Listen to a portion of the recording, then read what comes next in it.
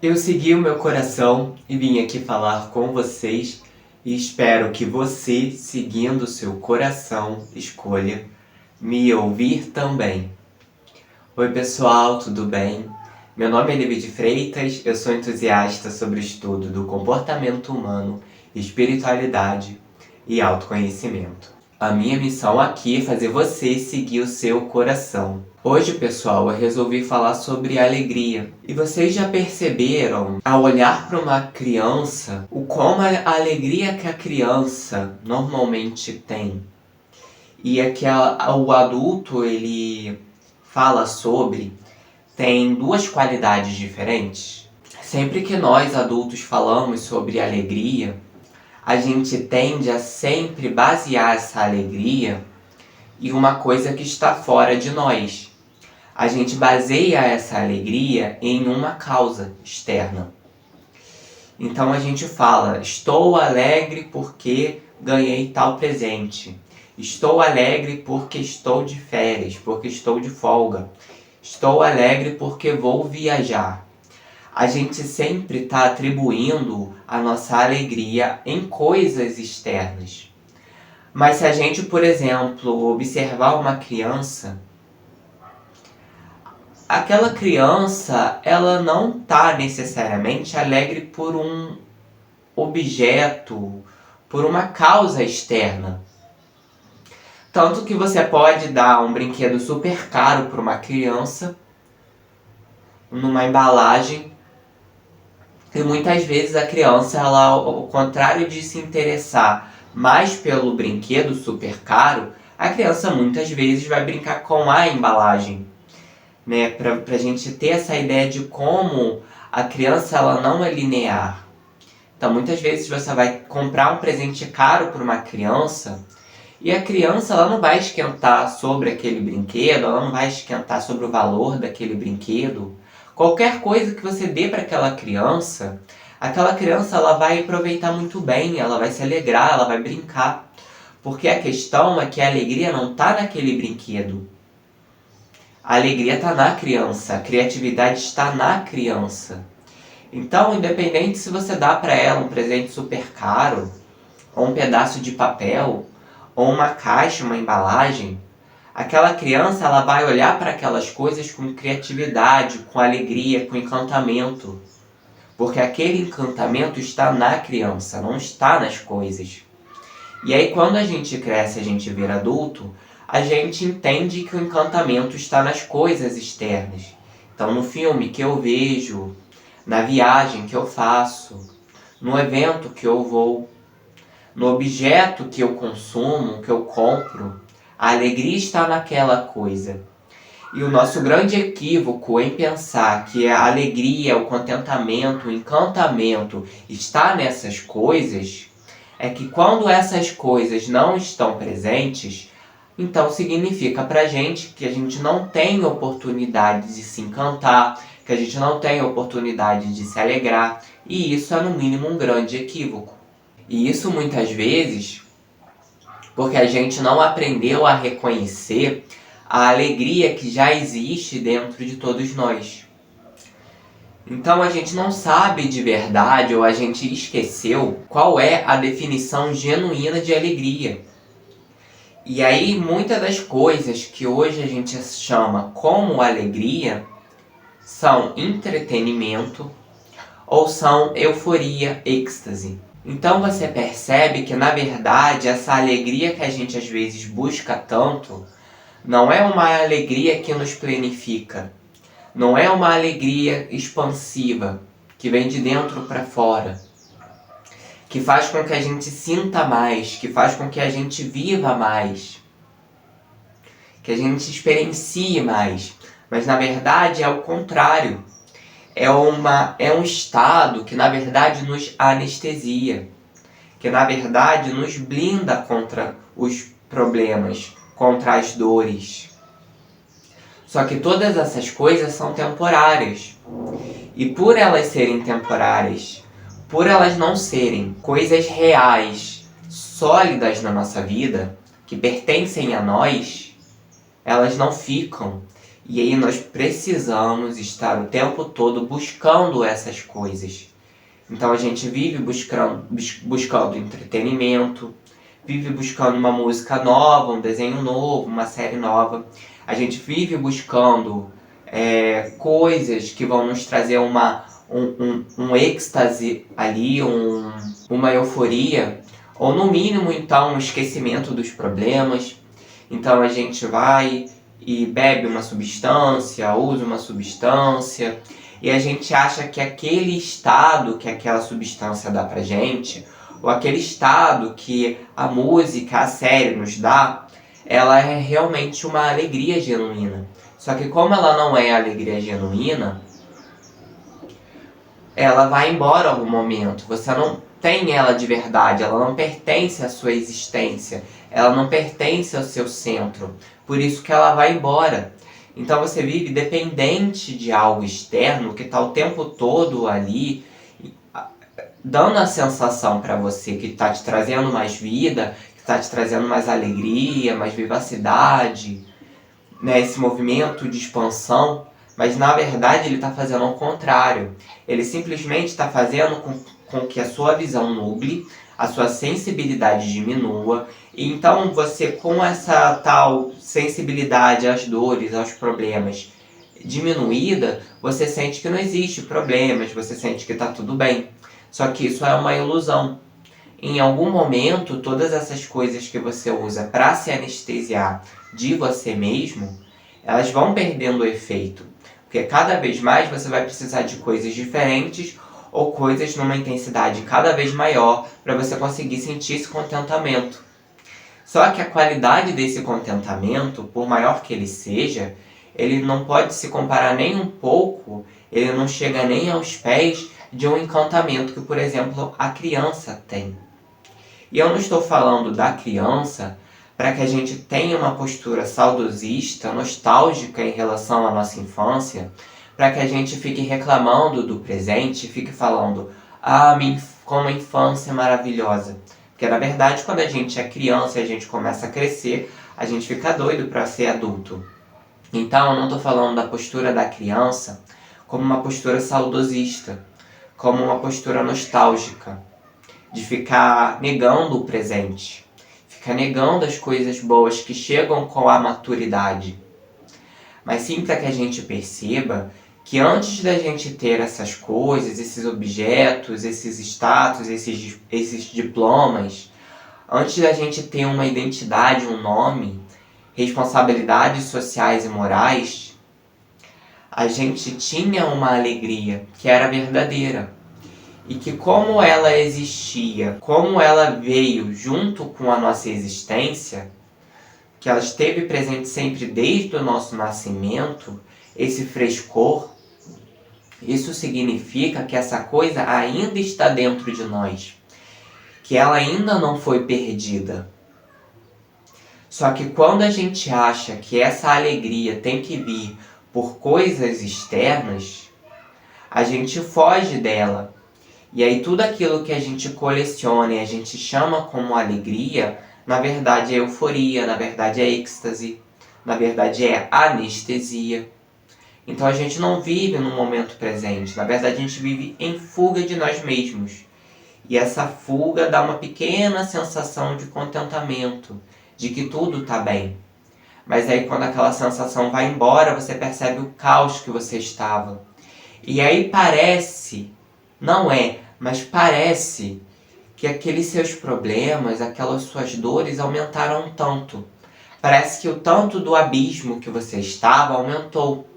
Mas na verdade ele não aumentou, ele continuava o mesmo. Só que como naquele momento você se anestesia, ao você entrar em contato de novo com a dor, aquela dor parece que de novo é forte, de novo é intensa. Parece que ela veio ainda maior. E aí nesse momento você pensa, então eu preciso buscar algo que me dê mais alegria. Eu preciso buscar algo que me dê mais entusiasmo. Eu preciso buscar algo mais forte, porque a dor está mais forte. E aí você vive num ciclo vicioso, onde cada vez mais você sente que a dor é maior e que você vai precisando de coisas cada vez mais intensas ou coisas diferentes para você neutralizar essa dor. Só que é um jogo de correr atrás do próprio rabo, de andar em círculos.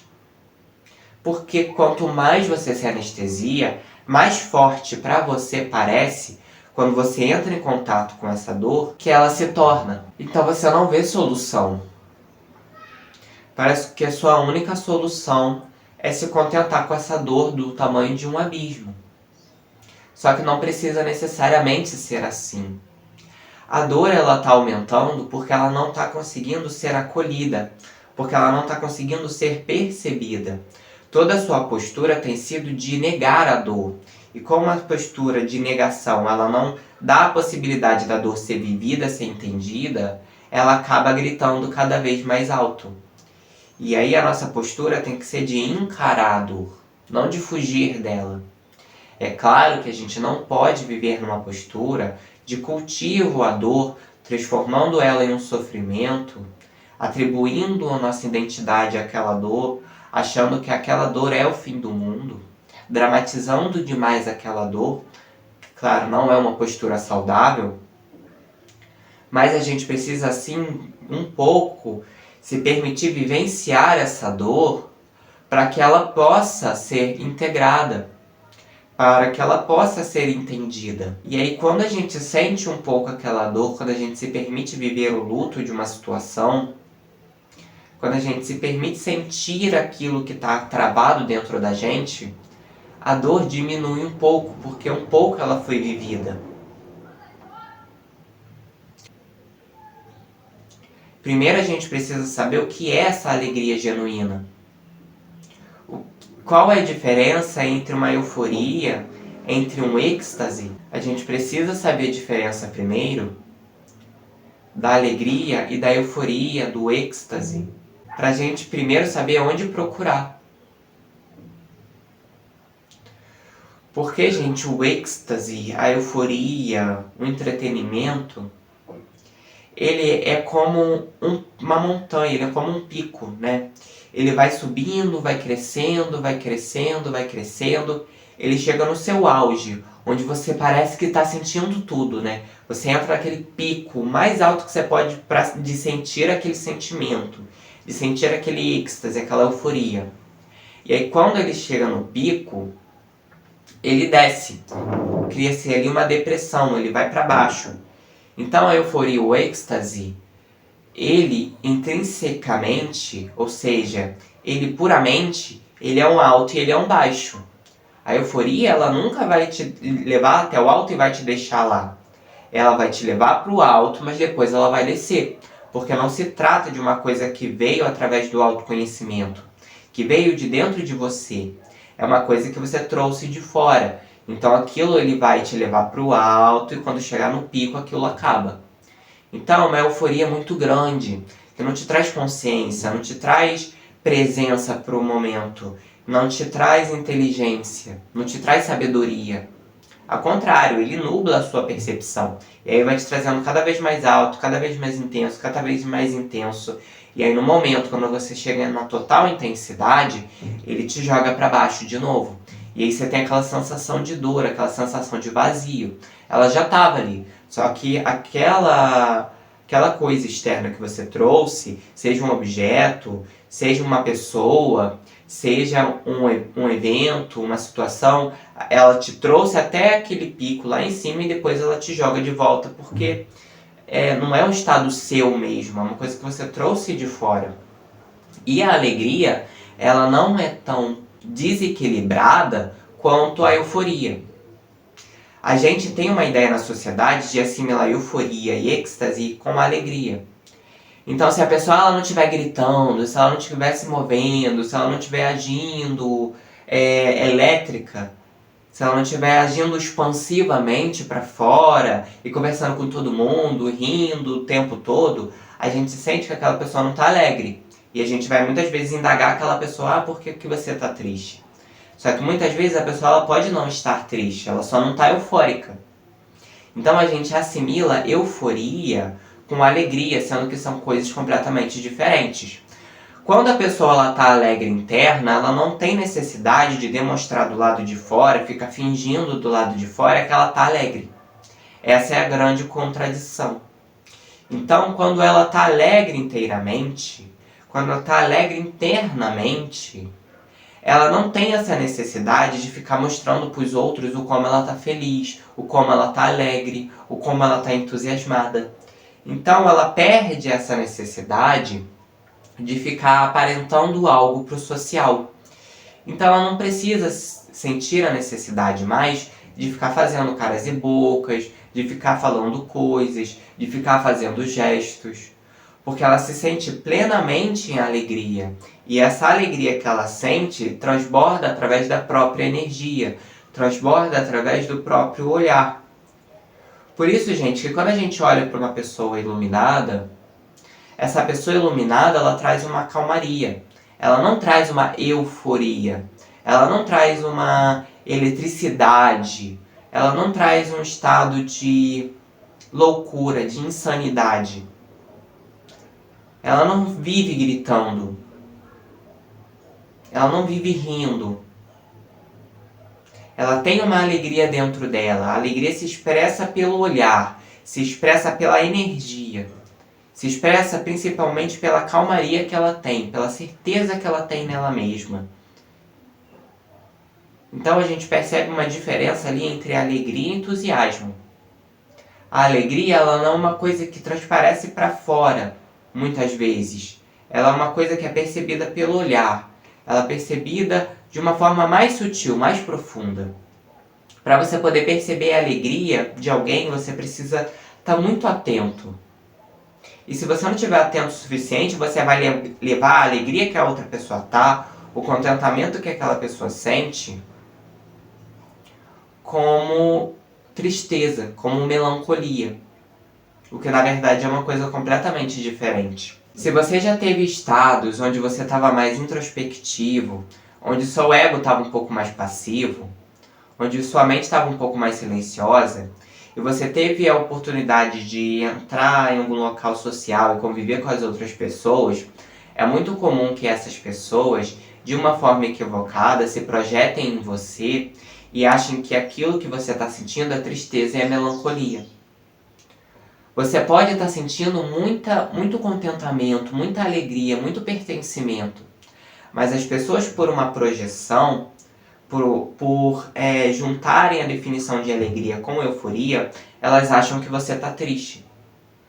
Então elas olham para você e elas falam, nossa, você está triste? O que aconteceu? Só que na verdade você não está triste. Você só não está eufórico. Você está com uma alegria dentro de você. E essa alegria, como ela veio de dentro de você, ela não tem a necessidade de ser expressa fora.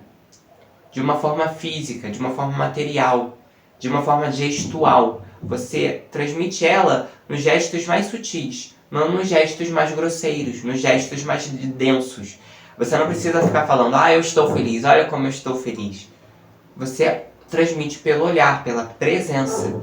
Mas para a pessoa poder perceber, ela precisa estar presente. Ela precisa não se projetar em você. O que acontece muitas vezes é que as pessoas se projetam em você e elas assimilam esse estado de contentamento interior com melancolia. Esse estado de paz interior com melancolia.